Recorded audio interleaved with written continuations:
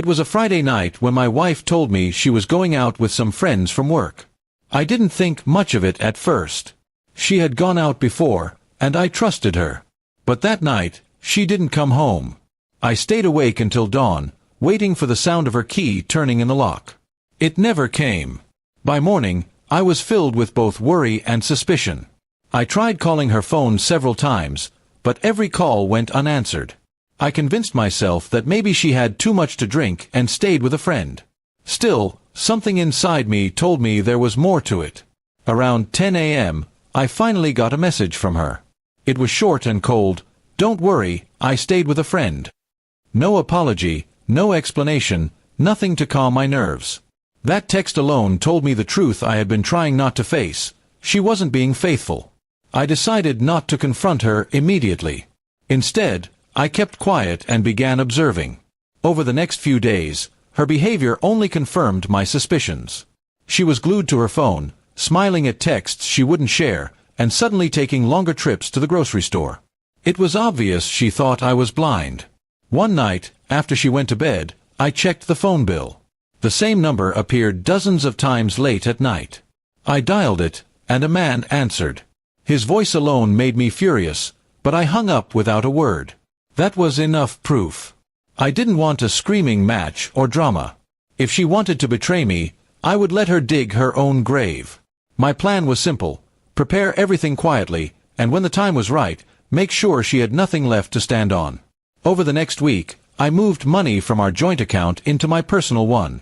I gathered documents, printed the phone records, and even made copies of her text conversations that I managed to catch.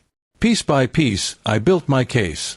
When Friday rolled around again, she tried the same excuse. "I'll be home late, don't wait up." This time, I just smiled and said, "All right, have fun." She looked relieved, almost too relieved, like she thought she had me fooled. That night, instead of waiting, I packed her belongings into boxes. Clothes, shoes, everything she had scattered around the house went neatly into the garage. By morning, the house was spotless, without a trace of her inside. Around noon, she finally texted again. This time, it was, "I think we need to talk." I didn't reply. Instead, I left her a letter on the kitchen table, taped to the box of her favorite things. In it, I wrote, "Asterisk, you chose your nights out and your lies. I choose peace. The bank account is closed, the locks are changed, and the lawyer will contact you on Monday. Enjoy your new life. You earned it." Asterisk.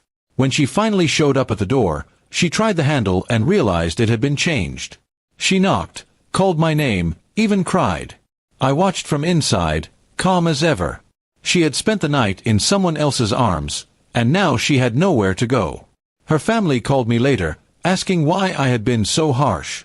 I sent them copies of the records, the messages, and even the late-night calls. After that, the calls stopped. Everyone knew the truth. It wasn't easy letting go of years of marriage, but the weight of betrayal lifted the moment I closed the door on her for good. She wanted to play games, and she lost everything. For me, revenge wasn't about anger, it was about taking back control and finally walking away with dignity.